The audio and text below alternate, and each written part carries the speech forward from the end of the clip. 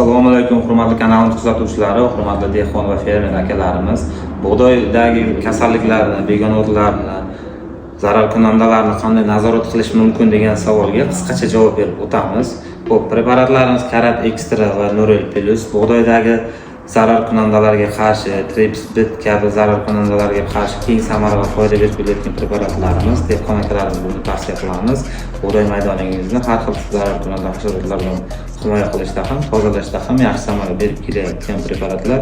Bundan tashqari bug'doy maydonidagi un shudring, zang, septorioz kabi kasalliklarni oldini olishda ham, davolashda ham yaxshi samara va foyda ko'rsatib kelayotgan Tetul Plus preparatimiz mavjud.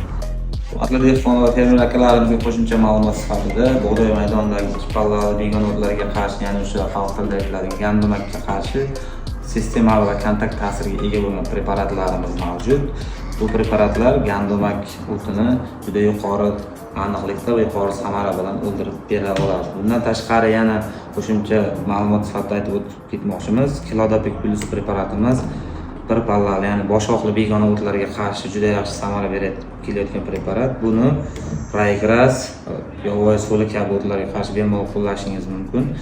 Biz barcha dehqon va fermer akalarimizga eng yaxshilarini tavsiya qilamiz. Barchalaringizni do'konlarimizda kutib qolamiz. Xudo xohlasa, sizlar uchun qulay va kelishtirilgan narxlarda qilib beramiz.